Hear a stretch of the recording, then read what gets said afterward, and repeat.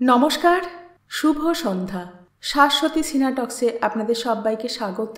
আপনারা শুনছেন তারাশঙ্কর বন্দ্যোপাধ্যায়ের কীর্তিহাটের কর্চার তৃতীয় খণ্ড। শুরু করি। 1859 সালের ডিসেম্বরে বড়দিনের আগেই ফিরলেন তিনি।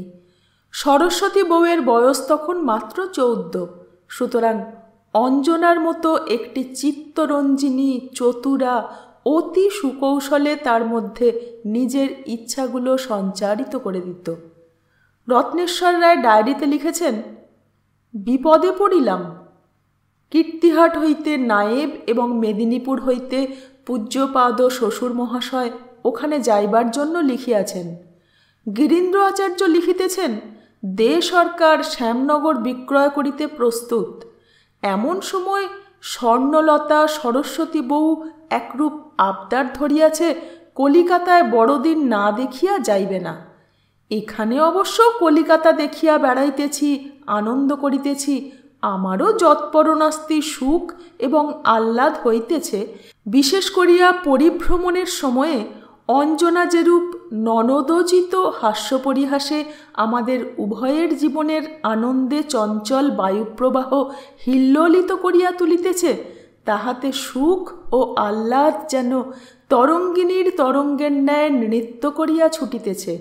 কিন্তু যেসব পত্রাদি পাইলাম, তাহার পর আর কি করিয়া থাকা চলে? আমি সামান্য যুবক নহি, আমি কীর্তিহাটের রায়বংশের একমাত্র উত্তরাধিকারী। উত্তরাধিকারী বা কেন, আমি অধীশ্বর। অদ্যই পিতা সকল পত্রাদি পাঠ করিয়া আমাকে ডাকিয়া কহিলেন, বড়কর্তা বীরেশ্বর রায় বলেছিলেন, বসো, যা পত্র এসেছে তাতে তোমাকে 2-3 দিনের মধ্যে কীর্তিহাট ফিরতে হবে। জরুরি কাজ, বিশেষ করে শ্যামনগর ক্রয় সম্পর্কে যা পত্র দেখছি তাতে মনে হচ্ছে দেশ সরকাররা হয়তোবা কিছু কিছু সুবিধে চাইবেন, প্রতিশ্রুতি চাইবেন, হয়তোবা রাধানগর বাদ দিয়ে বাকি বিক্রি করতে চাইবেন, কিংবা ওদের সম্পত্তি জোতজমা নিষ্কর বলে স্বীকৃতি চাইবেন দলিলে। মৌখিক প্রতিশ্রুতিও কিছু চাইবেন বলে মনে হচ্ছে আমার। আচার্য হয়তো দিতে চাইবেন না। আমি বলবো দেবে, দেওয়া উচিত। তারা নত হয়েই যখন চাচ্ছেন তখন দেবে। এগুলি হলো রাজধর্ম। আমাদের দেশেও আছে, অন্য দেশেও আছে। আলেকজান্ডার পুরু রাজার সঙ্গে কি ব্যবহার করেছিলেন সে তো জানো। আমাদের দেশে অজস্র আছে, শাস্ত্রেরও এই নির্দেশ। সুতরাং তাঁরা শ্যামনগর বিক্রি করছেন, এইটাই আমাদের কাছে তাদের হার মানা। আমি হলে ওটা জলের দরে বিক্রি করে দিতাম, কিন্তু যার সঙ্গে ঝগড়া তাকে দিতাম না। অবশ্য একটু থেমে হেসে বলেছিলেন, অবশ্য টেরা দে সরকার অর্থগৃধ্ণু অল্পপ্রাণী লোক, টাকাই তার কাছে সব। টাকা পেলে সে সব সইতে পারে, টাকার জন্যে সে সব করতে পারে, কিন্তু সে বিচার আমরা করব না। রত্নেশ্বরের মন এতে সায় দিয়েছিল। তিনি বলেছিলেন, আজ্ঞে হ্যাঁ, এতে সম্পূর্ণ একমত আমি। যা আদেশ করলেন তা আমি অক্ষরে অক্ষরে পালন করব। হ্যাঁ, তবে শর্তগুলি যত্ন সহকারে খুঁটিয়ে বুঝে দেখো। ওদের সম্পত্তি নিষ্কর এ আমরা দেব না। না, তা হতে পারে না। তাহলে প্রজা ঠিক হলেন না তারা। মৌরসি করে দিতে পারো, খাজনা অন্তত বছরে 1 টাকাও দিতে হবে। বুঝেছ? আজ্ঞে বেশ, তাই হবে। আর একটা কথা, আজ্ঞা করুন। দেখো, শুরু করেও চুপ করে গিয়েছিলেন বীরেশ্বর। কিছুক্ষণ অপেক্ষা করে রত্নেশ্বর বলেছিলেন, বাবা। হ্যাঁ বলছি, আর একবার ভেবে নিলাম, ভেবে দেখলাম। দেখো, আমি মনে মনে অভিপ্রায় করেছি যে তুমি সম্পত্তির 6 আনার মালিক হয়েই আছো, বাকি 10 আনার মালিক এখনো আমি। তোমাকে আমার সমস্ত ক্ষমতা অর্পণ করেছি, তুমিই সব করছো। কিন্তু চমকে উঠেছিলেন রত্নেশ্বর, কিন্তু পর মুহূর্তেই বীরেশ্বর রায় যে কথা বলেছিলেন সে কথা শুনে স্তব্ধ হয়ে গিয়েছিলেন। বীরেশ্বর রায় বলেছিলেন, দেখো, আমি স্থির করেছি অনেক চিন্তা করেই স্থির করেছি যে আমার অংশ আমি দানপত্র করে তোমাকে দিয়ে আমি সম্পূর্ণরূপে মুক্ত হতে চাই। বিস্ময়ে কিছুক্ষণ স্তব্ধ হয়ে থেকে রত্নেশ্বর বলেছিলেন, কেন বাবা, আমার কি কোনো ত্রুটি? না না, তুমি আমার মুখোজ্জ্বলকারী পুত্র, তার জন্য নয়। কথা হলো কি জানো, এই যে কালটা এলো এটা সম্পূর্ণ নতুন কাল। এ কালের জমিদারি চালনা সে কালের প্রথায় চলবে না। জমিদারিকে যে অর্থে রাজত্ব বলতাম তা রইল না। 1859 সালে যে নতুন প্রজাস্বত্ব আইন হলো, সে আইনে জমিদারের আসল অধিকারই চলে গেল। কীর্তিহাটে যে আদেশ তুমি কাছারিতে জারি করেছ তা খুব কালোচিত হয়েছে। প্রথমটা শুনে আমার ক্ষোভ হয়েছিল। পুত্র সকলেরই সমান রত্নেশ্বর, কিন্তু তুমি আমার কি তা অবশ্যই অনুমান করতে পারো। সমুদ্র গর্ভে হারিয়ে যাওয়া নিধি, বিচিত্র কৃপায় ফিরে পেয়েছি তোমাকে। রত্নেশ্বর ডায়েরিতে লিখেছেন, আমার মনে হইতেছিল আমি যেন স্থান কাল বিস্মৃত হইয়া যাইতেছি। ইচ্ছা হইতেছিল আমার এই হিমালয় তুল্য পিতৃদেবের চরণতলে লুটাইয়া পড়ি। বীরেশ্বর বলেছিলেন, মিথ্যা গোপন তোমাকে করব না। তোমার শ্বশুর মশাই কথাটা বলে গিয়েছিলেন, বেয়াই মশাই, কালটা বড় কঠিন পড়ল, আগের কাল গেল। কোম্পানি মানে বেনের দল আর দেশের মালিক রইল না, ব্রিটিশ ক্রাউন হলো মালিক। এবার আর ঘুষের রাজত্ব রইল না, লাভের জন্য যা খুশি তাই করার কাল রইল না। এবার মহারানীর রাজত্ব। এ রাজত্বে বামুন, চণ্ডাল, জমিদার, প্রজা, ধনী, দরিদ্র সব এক আইনের ফাঁদে বাঁধা পড়ল। নতুন একটা পড়ে দেখুন। তখনও ঠিক আমলে আনিনি। তুমি শ্বশুরবাড়ি থেকে এসে নতুন হুকুম জারি করলে, শুনে একটু লাগলো। আমার সঙ্গে পরামর্শ করলে না একবার? তারপর এখানে এসে অ্যাক্ট সম্বন্ধে আলোচনা হলো কালীপ্রসন্ন সিংহী মহাশয়ের সঙ্গে। তিনিও বললেন, আরে মশাই, আগের কালে তলব মাত্রে প্রজার হাজিরানা ছিল কম্পালসারি। না এলে আপনি সিপাই পাঠিয়ে প্রজার ঘাড় ধরে আনতে পারতেন। আর তা পারবেন? অবশ্যই রামা শ্যামাকে পারবেন, কিন্তু আমাকে পারবেন? আবার রামার পিছনে আমি দাঁড়ালে পারবেন? এ তো মশাই জুতো জামা পরা, ঘোড়া, হাতি চড়া গোমস্তাগিরি। জমিদারির আর রইল কি? কথাটা ঠিক, আর ওতে আমার দরকার নেই রত্নেশ্বর। জমিদারি আমি তোমাকে দান করব। কলকাতার বাড়ি আর নগদ টাকা, আমার অংশের 4 লক্ষের মধ্যে 2 লক্ষ টাকা এই আমার থাকবে। ওতেই আমি বেড়াবো তীর্থ, নানা স্থান। বাস, পরমায়ু আমার বেশি দিন নেই, আমি বুঝতে পারছি। বাকি কটা দিন আনন্দ করে কাটিয়ে দেব।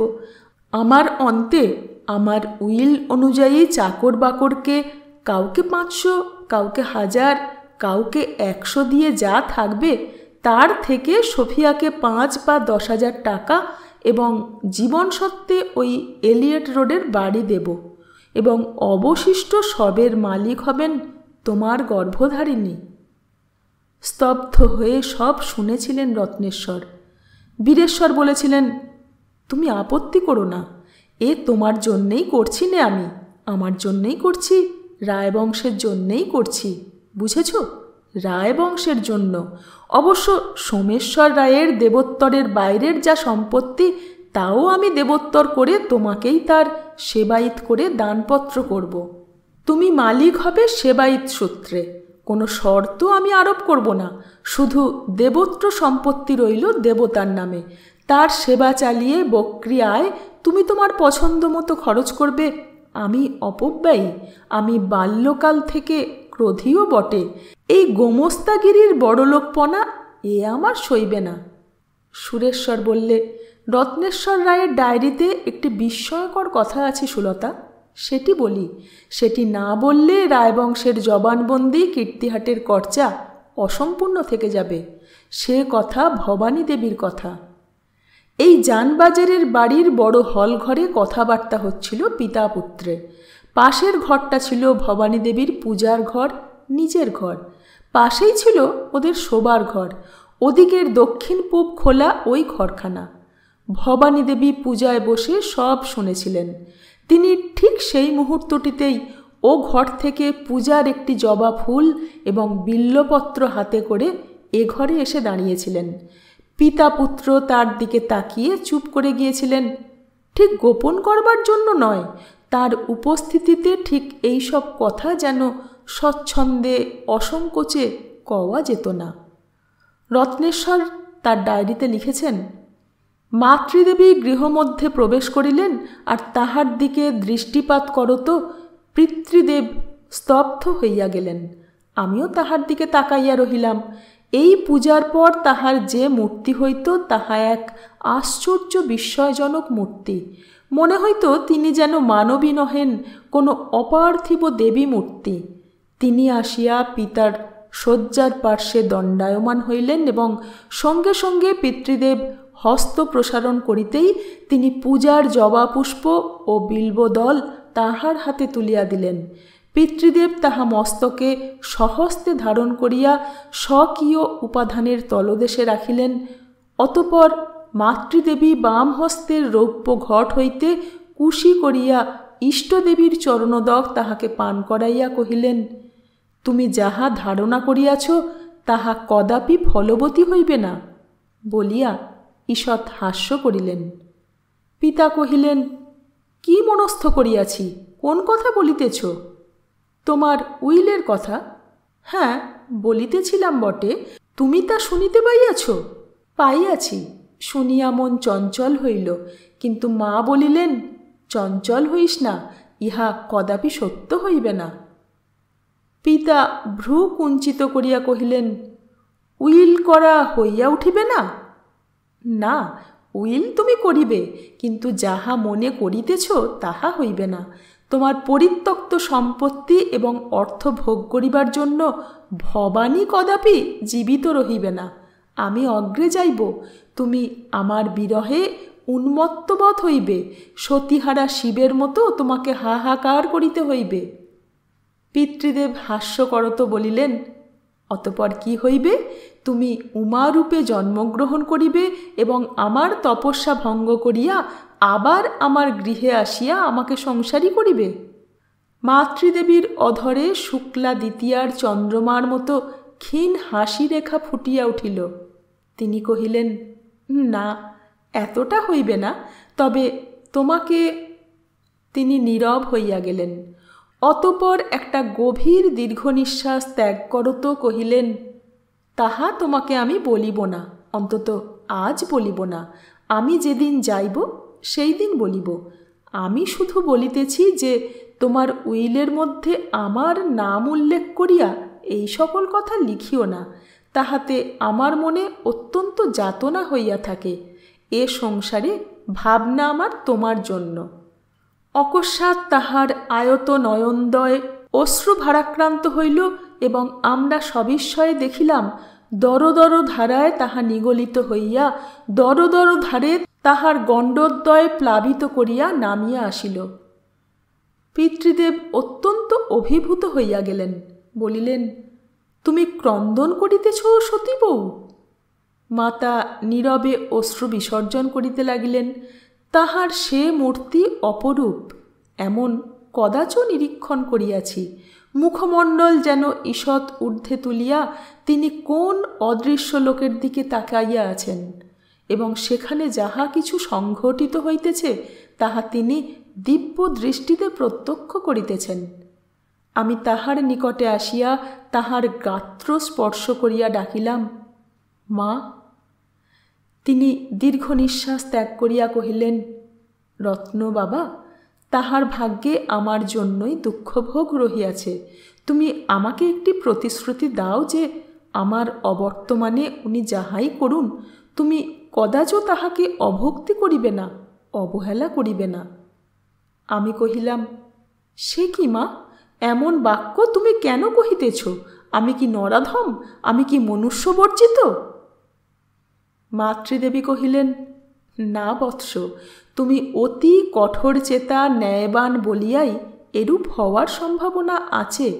তাহা ছাড়াও আরও একটি কথা রহিয়াছে, তোমরা ধনবান, তোমরা ভূসম্পত্তিশালী রাজতুল্য ব্যক্তি, তাহাদের মধ্যে এমতো প্রকারের মতিভ্রম অধিকাংশ ক্ষেত্রেই ঘটিয়া থাকে।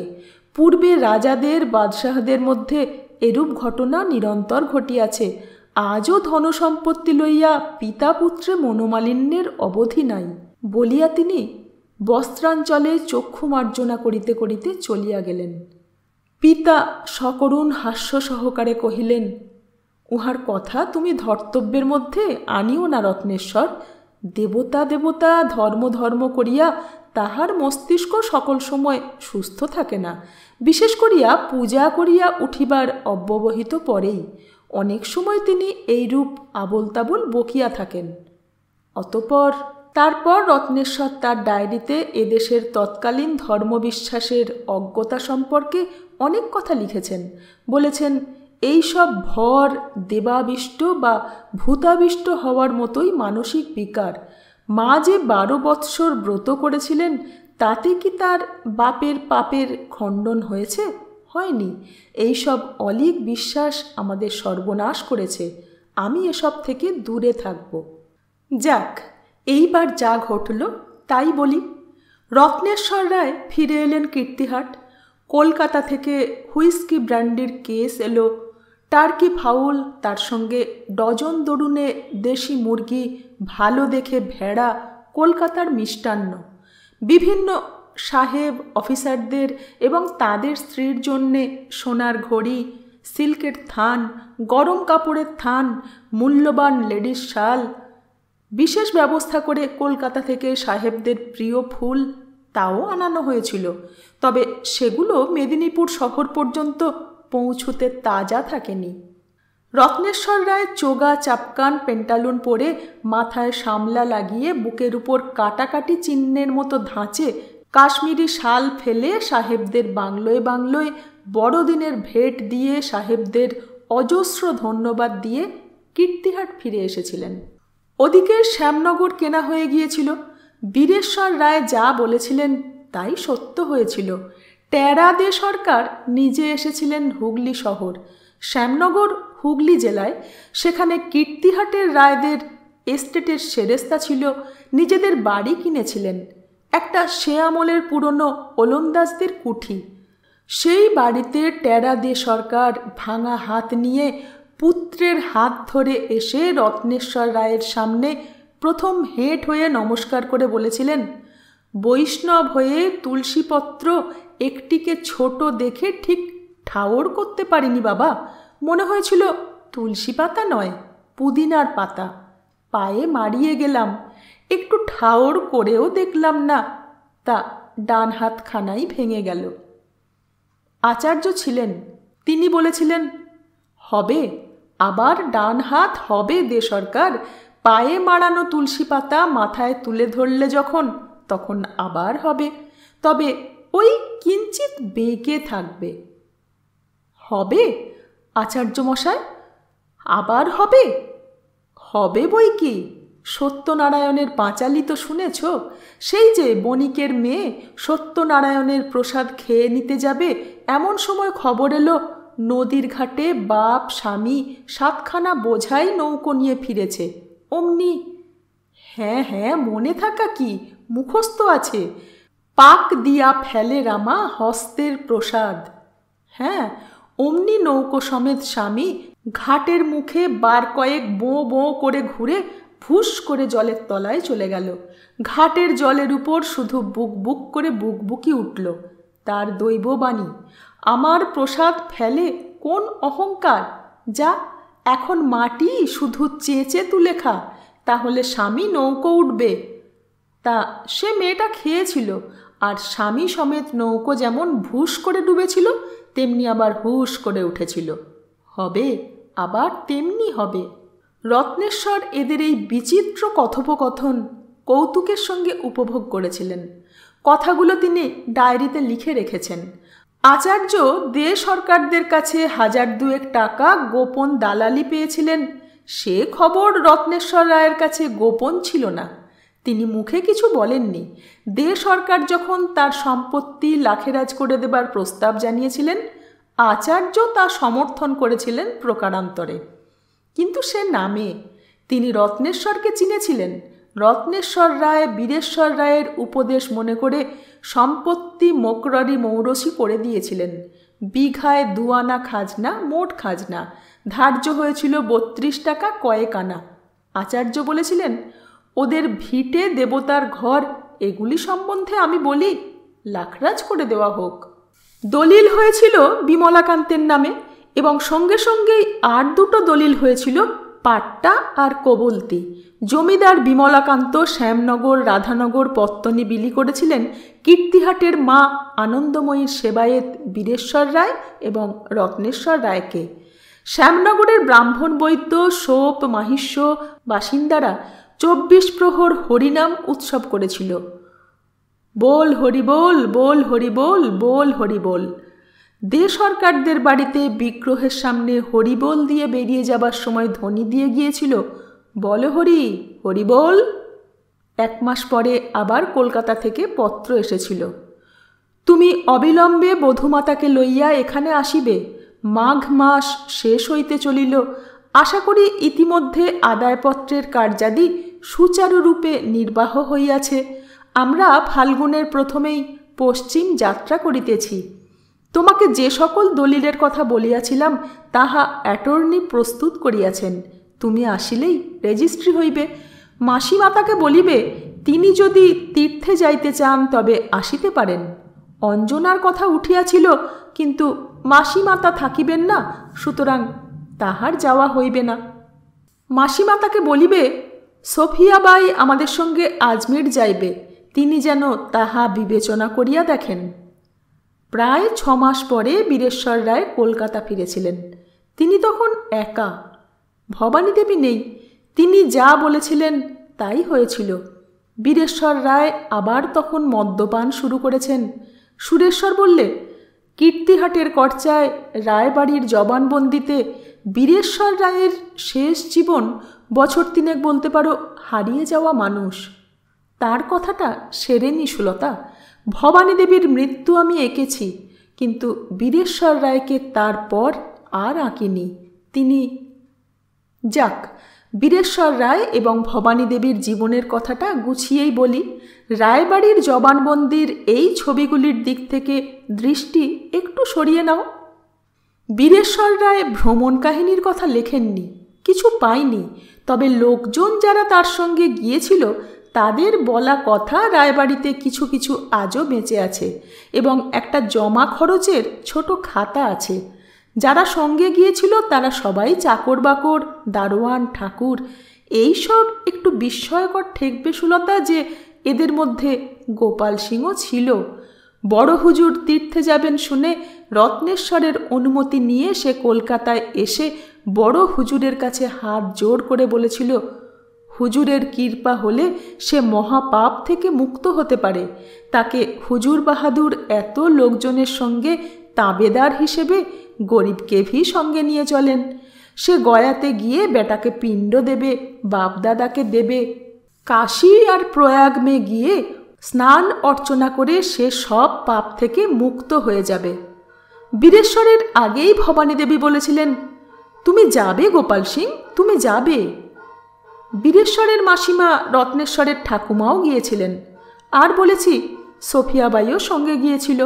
তার ব্যবস্থা সব আলাদা ছিল, কিন্তু খাওয়া শোয়ার সময় ছাড়া অন্য সময়ের বেশিরভাগটা থাকত বীরেশ্বর রায়ের কাছে। বাইজির ঢং বা বেশভূষায় মুসলমানি ভাব তার ছিল না। সেই দীর্ঘকাল পর প্রথম সে যে লাল পেড়ে শাড়ি হিন্দুস্থানি ঢঙে পরে এসেছিল, তাই ছিল তার পোশাক। সন্ধ্যার পর সে যখন এসে গানের আসর পাতত, তখনই কিছুটা প্রসাধন এবং সামান্য বেশভূষা করে আসত। রেল লাইন তখন হাওড়া থেকে উত্তরমুখে উত্তরা পথে চলেছে দ্রুত বেগে। কাজ মিউটিনির কয়েক বছর আগে থেকেই শুরু হয়েছিল। 1855 সালে লুপ লাইনের কাজ চলছিল তিনপাহাড়ি সাহেবগঞ্জ অঞ্চলে। এদিকে মেল লাইন গিয়ে পৌঁছেছিল রানীগঞ্জ। 1855 সালে রেল লাইনের 3 জন সাহেব সাঁওতালদের মেয়ে কেড়ে নিয়ে খুন হয়েছিল ইতিহাসে আছে। সে সময়ে কীর্তিহাটের জেলা মেদিনীপুরে ও সাঁওতালেরা খেপেছিল। মিউটিনির পর রেল লাইন দ্রুততর বেগে তৈরি হয়ে এগিয়ে চলেছিল। স্টিম ইঞ্জিনের টানা ট্রেনের বগিতে চড়ে 15 দিনের পথ 3 দিনে চলে যাচ্ছিল। কিন্তু বীরেশ্বর রায় ট্রেনে চড়েননি, তিনি গিয়েছিলেন বজরায়। চিকিৎসকের উপদেশের জন্যও বটে এবং তার মেজাজের জন্যও বটে। রেলগাড়ি সে ছুটবে আপন গতিতে, আপন নিয়মে, এবং আরাম তাতে সীমাবদ্ধ। তাছাড়া খাওয়া দাওয়া নিয়ে ভবানী এবং তার সঙ্গে মাসিমা প্রভৃতি কজন বিধবার রেলগাড়িতে দারুণ অসুবিধে। সে আমল রেলগাড়ির বিভিন্ন কামরায় কত জাতের কত লোক, গাড়িগুলো পৃথক হলেও একসঙ্গে জোড়া, এর মধ্যে কি জাত বাঁচিয়ে খাওয়া যায়? বীরেশ্বর রায়ের অসুবিধা, রেলগাড়ি তার হুকুম মানবে না। তার জীবনের কার্যসূচিগুলোর সব ওলটপালট হয়ে যাবে। তার উপর ট্রেনে ঝুঁকি আছে, আর আছে উল্টে পড়া কি সামনাসামনি দুটো ট্রেনে ধাক্কা লাগবার ভয়। চিকিৎসকেরাও বলেছেন এই ধাক্কা ধকলে বীরেশ্বর রায়ের স্বাস্থ্যের অবনতি ঘটতে পারে। তার থেকে তারাই বলেছেন বজরায় যাওয়াই উচিত। ধাক্কা ধকল থাকবে না। এখন ফাল্গুন মাস, ঝড় বা হাওয়ার সময় নয়। বজরা নৌকো যাবে মসৃণ গতিতে, মানসিক স্বস্তিতে থাকবেন রায়। এছাড়াও এই গঙ্গার বাতাসের গুণে রায়ের স্বাস্থ্য আরও ভালো হয়ে উঠবে বলেই তাদের বিশ্বাস। তাই হয়েছিল। 3খানা বজরা, 2খানা বড়, 1খানা ছোট। সব থেকে বড় বজরাখানা বীরেশ্বর রায়ের আমলের নতুন বজরা, যাতে 2খানা কামরা, 1খানা বসবার 1খানা শোবার। এই বজরাতেই কীর্তিহাট যাওয়া আসা করতেন। আর 1খানা বজরা ছিল সোমেশ্বর রায়ের আমলের ছোট বজরা, সেটাই ছিল সফিয়াবাই। অন্য বড় বজরাখানায় ছিল ভবানী দেবীর পূজার ব্যবস্থা, রান্নার ব্যবস্থা। এইটারই একটা কামরায় থাকতেন মাসিমা এবং আরও 2টি বিধবা আত্মীয়া। আর বাদবাকি লোকজন সব ছিল কয়েকখানা নৌকোয়। ভবানী দেবীর নিয়ম ছিল ভোরবেলা উঠে ঘাটে নেমে স্নান করে পুজোর নৌকায় উঠতেন। এদিকে লোকজনেরা মুখ হাত ধুয়ে মুড়ি মুড়কি চিঁড়ে গুড় কাছের বাজার থেকে দই কিনে ভিজিয়ে 1 পেট খেয়ে নিত। মাল্লা মাঝিদের অনেকে ভোররাত্রে উঠে ভাতে ভাত ফুটিয়ে খেয়ে তৈরি হতো। ওদিকে মাসিমারাও স্নান ছাড়তেন, তখন নৌকো ছাড়ত। সফিয়াবাইয়ের কথা বলতে ভুলছি, সেও উঠত খুব ভোরে। উঠে স্নান করে বজরায় গিয়ে ঢুকত। কাপড় চোপড় ছেড়ে ছাড়াতে বসত মেওয়া ফল, বাদাম পেস্তা কিশমিশ ভেজানো থাকতো রাত্রে, তার সঙ্গে কাটত ফল। বাজার থেকে টাটকা ভালো যা পাওয়া যেত তাই। রায় উঠতেন একটু বেলায়। নৌকা চলতে থাকতো, তখনই তিনি উঠতেন। কোনো দিন 1.5 ঘন্টা, কোনো দিন 2 ঘন্টা পর উঠতেন তিনি। তখন আবার একবার বজরা থামত। তিনি একবার তীরে নামতেন, কিছুখানি হাঁটতেন, শরীরটাকে একটু চঞ্চল করে নিয়ে প্রাতকৃত্য সেরে আবার নৌকায় উঠতেন। মুখ হাত ধুয়ে কাপড় চোপড় বদলে বসতেন বসবার ঘরে। এদিকে সফিয়ার বজরা থেকে রূপোর রেকাবিতে কাটা ফল, মেওয়া ফল এসে পৌঁছত। ভবানী দেবীর বজরা থেকে আসত মিষ্টান্ন এবং দুধ। তারপর চাকর বানাতো চা। 9টা, কোনো দিন 10টাও বাজত। খাওয়া শেষ হলেই বজরাখানা মাঝ গঙ্গায় থামত। ওদিকে পাশে এসে লাগত সফিয়াবাইয়ের বজরা। মাঝখানে দুপাশে রেলিং দেওয়া তক্তা পেতে দিত মাঝিরা। বাই তার বিনাখানি হাতে করে এসে উঠতেন হুজুরের বজরায়। এসে সেলাম করে বসত। তার জন্যে পাতা থাকতো স্বতন্ত্র গালচে, সঙ্গে কেউ না, সারেঙ্গিদার বা তবলচি কেউ না। বসে বীণা বাজাতো। কখনো উৎসাহ বোধ করলে নিজেই বীরেশ্বর রায় তবলচি সারেঙ্গিদের ডাকতেন। সে কচিত, কারণ এর ঘণ্টাখানেক পরই বজরা আবার একবার দাঁড়াতো। এবার সফিয়া চলে যেত নিজের বজরায়। তারপর তার বজরা সরে গেলে এপাশে এসে লাগতো ভবানী দেবীর বজরা।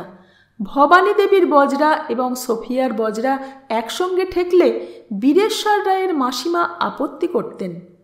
ঠাকুর দেবতা, খাওয়া দাওয়ার ব্যবস্থার সঙ্গে স্পর্শ দোষ ঘটবে। যাক, আবার বিকেল হতে হতে আসতো সোফিয়া। এবার সাজসজ্জা কিছু করতে হতো তাকে। সারেঙ্গিদার, তবলচি, সাজ সরঞ্জাম নিয়ে আসর পড়ত। ভবানী দেবীও বজরায় থাকতেন। কিছু রাত্রি হলে তবে ভবানী দেবী আসতেন স্বামীর খাবার দাবার নিয়ে। সন্ধ্যের মুখে বজরা নৌকো কোনো একটা বাজার বা গঞ্জের ঘাটের আশেপাশে বাঁধা হতো। রাত্রিকালে চলার নিয়ম ছিল না। আর একবার দুপুরে নৌকো বাঁধা হতো, লোকজনেরা রান্না করে খাবে। প্রথম এসে নৌকো বজরার বহর তারা বেঁধেছিলেন পাটনায়। ওখান থেকে পথে পথে যাবেন গয়া। পালকি বয়েলগাড়ি নিয়ে গয়া যাবেন। সেখান থেকে ফিরে পাটনার ঘাট থেকে আবার রওনা হবেন কাশী। গোটা বৈশাখটা থাকবেন কাশীতে, তারপর রওনা হবেন প্রয়াগ। প্রয়াগ থেকে যমুনায় ঢুকে মথুরা, বৃন্দাবন, আগ্রা, ফতেপুর সিক্রি, আকবর শাহের সমাধি।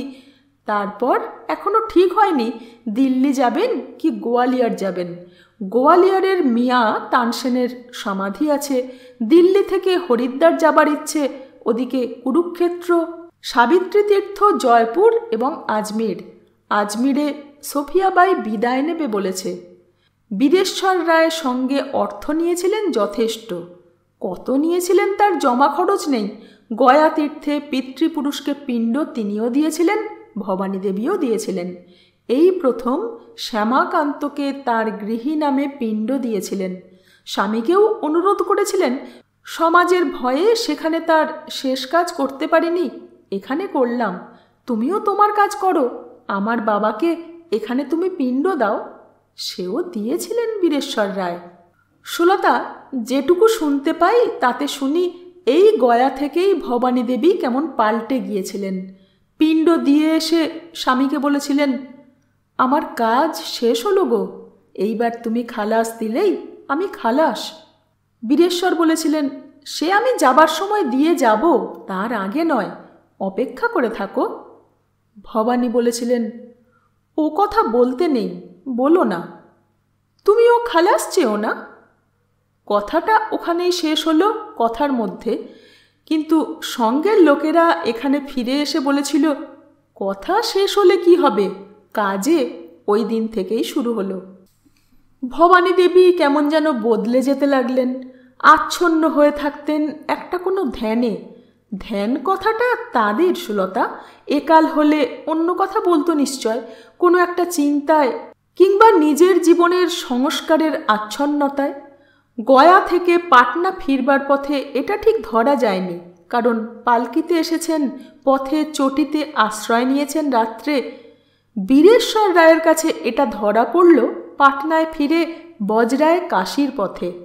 প্রথম দিনেই ভোরে গঙ্গা স্নান করে তার পুজোর ঘর যে বজরায়, সেই বজরায় উঠে পুজোয় বসলেন।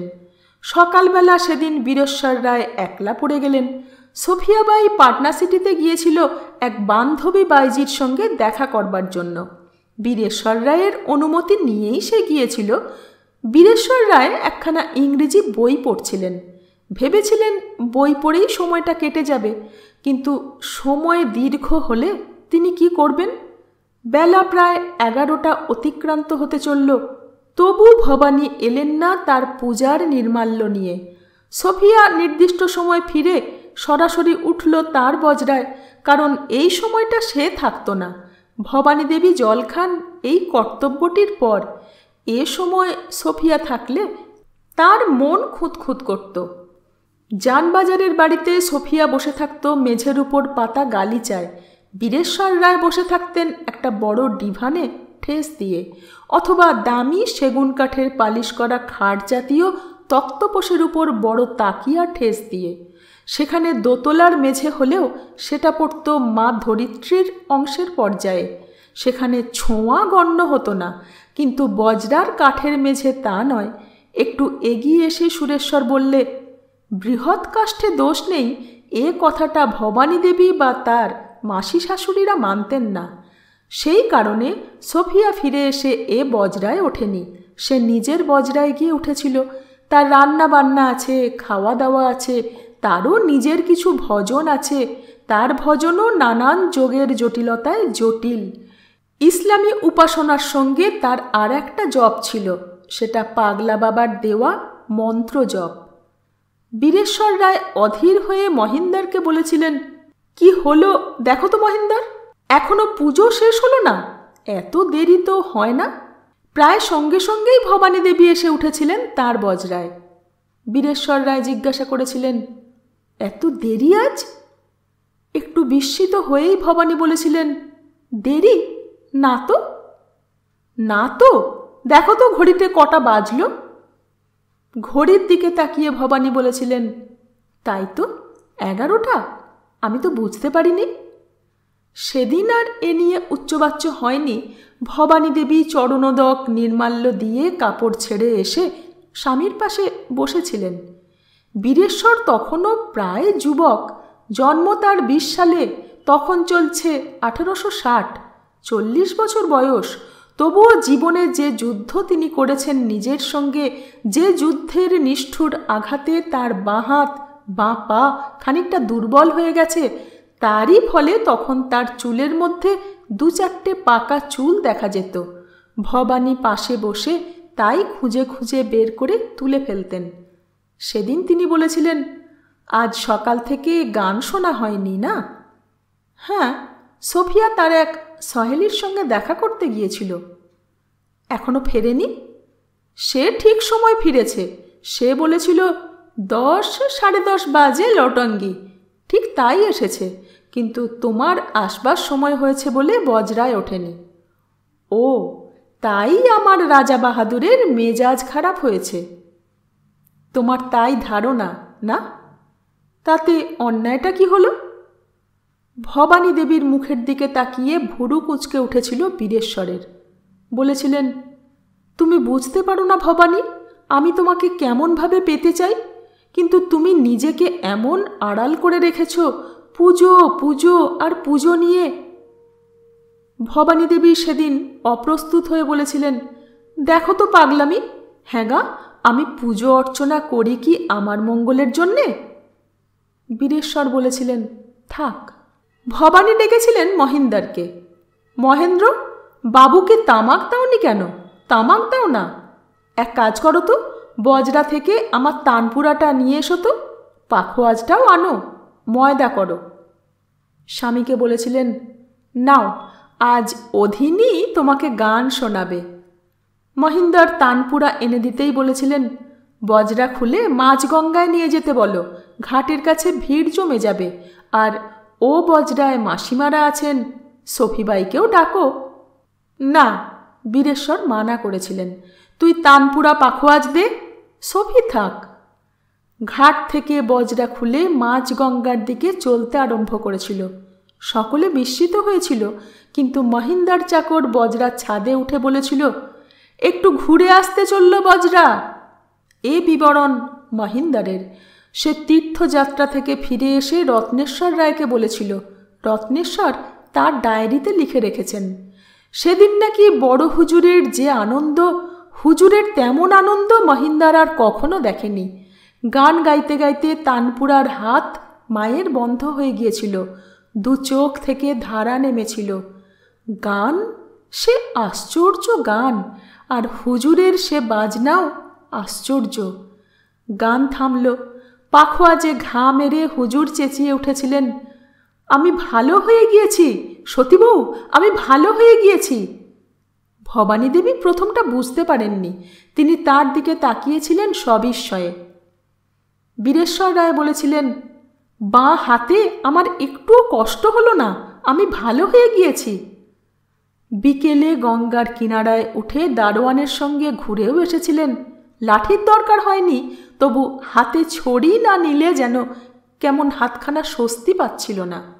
পরের দিন ভোরে নৌকা বজরা পাটনা ছেড়ে রওনা হয়েছিল কাশীর মুখে। সেদিনও দুপুরে গান গেয়েছিলেন সতী বৌরানী। সেদিন কিন্তু পাখোয়াজ ধরতে দেননি স্বামীকে। বলেছিলেন, বায়া তবলা নাও, কাল যা পাখোয়াজে ঝড় তুলেছ ও চলবে না। ভালো হয়েছ, বেশ ভালো কথা, কিন্তু ও হাত নিয়ে যুদ্ধ করা চলবে না। সেদিন ভবানী দেবী ধ্রুপদী গাননি, হালকা গান ধরেছিলেন। সেদিন গানের আসর ভাঙতে আরও বেলা হয়েছিল, খেতে অনেক দেরি হয়ে গেল। ভবানী দেবী বললেন, না, এ হবে না, কাল থেকে রাত্রে সফির আসরের পর আমি গান শোনাবো। না হয় এবেলা সফি বেশিক্ষণ গান শোনাবে, রাত্রে ওর আসর সকাল সকাল ভেঙে দিও, তারপর আমাদের পালা। তাই চলেছিল কদিন। বড় আনন্দ চাকর বাকরদের। গান বাজনা নিয়ে হুজুরের ঝোঁক বাড়ল। নতুন নিয়ম হলো, বেলা থাকতে নৌকো বাঁধতে হবে। হুজুর কিনারায় উঠে খানিকটা করে হাঁটবেন। স্নানের আগে তেল মেখে হুজুর নিজে হাত পা ভেজে নিতেন। ডন বৈঠক দেবার মতলবও করেছিলেন, কিন্তু তাতে সতী রানীমা বাধা দিয়ে বলেছিলেন, না, যা রয় সয় তাই করো, করতে আমি দেব না। দিন 10 পর কাশী পৌঁছবার 2 দিন আগে হুজুর সেদিন যেন একটু বেশি মেতে উঠলেন। মদ খেয়ে নয়, নিজের ঝোঁকে। সেদিন বললেন, অনেক দিন নাচ হয়নি, আজ নাচ হবে। সতী রানীমা বারণ করলেন, না। হুজুর বললেন, না কেন? অনেক দিন নাচের আসর বসেনি, আজ 1 বছরের ওপর। সফিবাই মাফি চাইলে হাত জোড় করে, তবু শুনলেন না। নাচ হলো শেষ পর্যন্ত, সে 1 প্রহর রাত পর্যন্ত। সেও আসর জোর করে ভেঙে দিলেন বউরানী। সফিবাই চলে গেল, এই পর্যন্ত মহিন্দার জানে। এরপর রাত্রে কি হলো স্বামী স্ত্রীর মধ্যে কেউ জানে না, কিন্তু ভোরবেলা উঠে বউরানী গঙ্গা স্নান করে সেই যে পুজোর ঘরে ঢুকলেন, সারা দিনেও আর বের হলেন না। মাসিমা এসে চরণোদক পুষ্প দিয়ে বলে গেলেন, আজ আর বৌমা পুজোর ঘর থেকে বেরুবে না বাবা, কাল কাশী পৌঁছবে। সে আজ সংকল্প করেছে হবিষ্যান্ন করবে, কম্বলে শোবে, শোবেও ওই পুজোর ঘরে। বললে, ওকে কাল বলা হয়নি, ভুলে গেছি বলতে, ওকে আপনি বলে দেবেন। আজ আমি ও বজরায় যাব না, সফিকে একটু বেশিক্ষণ থাকতে বলেছে, এবেলা ওবেলা 2 বেলাই। বীরেশ্বর রায় একটি কথাও বলেননি, চুপ করে শুনে শুধু একটি হুঁ বলেছিলেন, তারপর চুপ হয়ে গেলেন। সেদিন স্নানের সময় তেল মেখে ডন বৈঠক দিলেন, বিকেলবেলা অন্য দিনের চেয়ে বেশিক্ষণ বেরিয়ে ফিরলেন। সন্ধেবেলা সফিবাইয়ের গানের আসর বসে ভাঙল 1ম প্রহরের বদলে রাত 2 প্রহরে। গঙ্গার পাড়ে চারিদিকে তখন কোলাহল করে শেয়াল ডাকছে। পরের দিন বেলা 10টার সময় নৌকো কাশীর দশাশ্বমেধ ঘাটের উপর লাগল। ও বজরার বাইরে এসে দাঁড়িয়ে বেণী মাধবের ধ্বজাকে 1 পায়ে দাঁড়িয়ে মা প্রণাম করেছিলেন। তার সে চেহারা দেখে সকলে অবাক হয়ে গিয়েছিল। এ তো পরশুর রানীমা নন, এ যেন সেই হুজুরের অসুখের সময় যে রানীমায় এসে শুধু শাঁখা শাড়ি পরে যোগিনীর মতো রায়বাড়িতে ঢুকেছিলেন, সেই রানীমা। একদিনের উপবাসও নয়, হবিষ্যান্ন করেছিলেন ভবানী দেবী।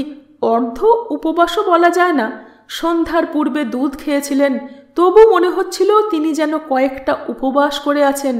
তার উপর চুল রুক্ষ, সংকল্পের জন্য উপবাসের পূর্বদিন তেল নিষিদ্ধ। কম্বলে শুতে হয়, অশৌচ পালনের মতোই ব্যবস্থা। অলঙ্কার সব খুলে রেখে শুধু শাঁখা পরেই তিনি নেমেছিলেন। বিমলাকান্ত এসেছিলেন সস্ত্রীক। পাণ্ডার লোকজন উপস্থিত ছিলেন।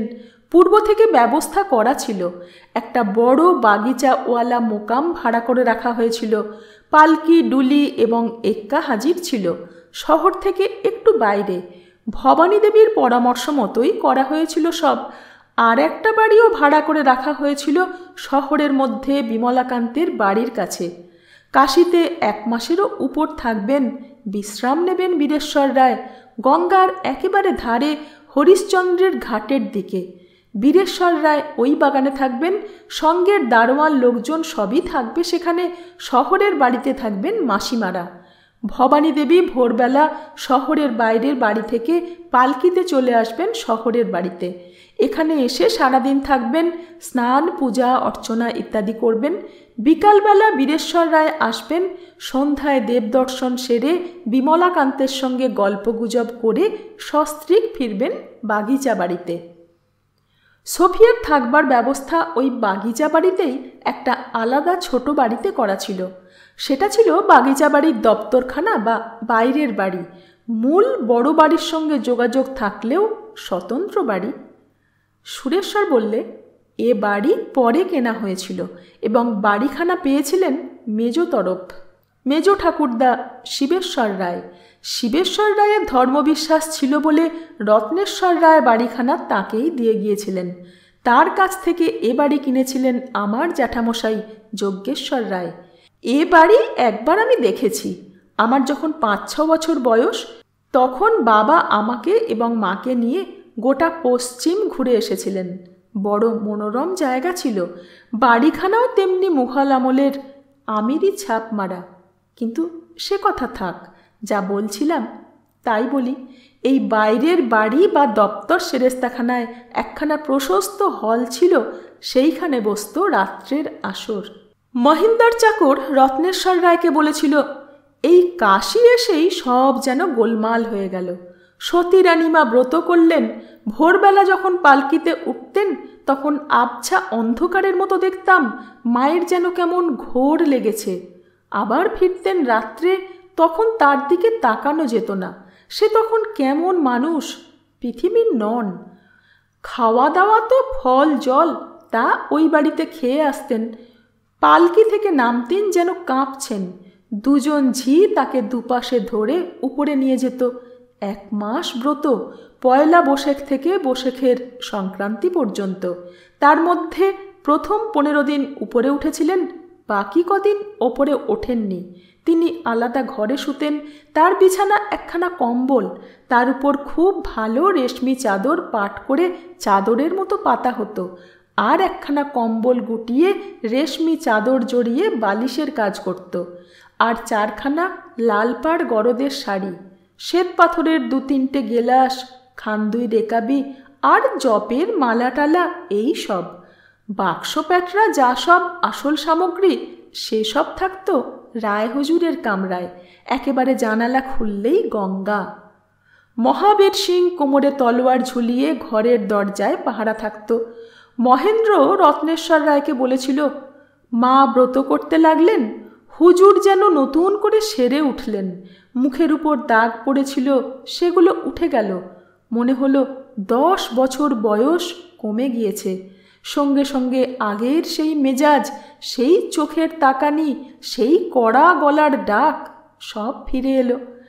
রাত্রে সফিবাইয়ের আসর বসত অল্পক্ষণের জন্য। ওই মায়ের সঙ্গে ফিরে এসে মাকে উপরে তুলে শুইয়ে দিয়ে শটান এসে উঠতেন বাইরের বাড়িতে পাতা আসরে।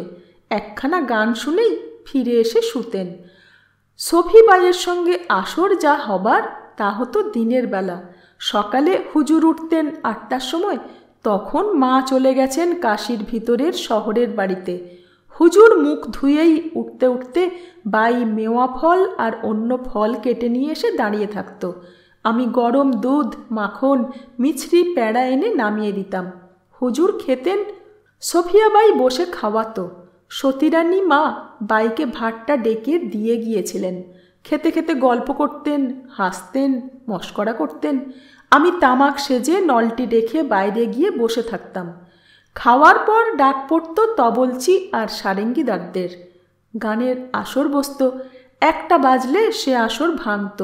হুজুর স্নান করে খেয়ে উঠে শোবার আগেই বাই আবার এসে হাজির হতো পানের রেকাবি হাতে। পান তামাক খেয়ে হুজুর শুতেন। বাই প্রথম প্রথম চলে যেত। দিন কয়েক পর থেকেই হুজুর বলেছিলেন, মাথায় হাত বুলিয়ে দাও। ভবানী দিত, পাকা চুল তুলত। অভ্যেস হয়ে গিয়েছে, না দিলে ঘুম আসবে না।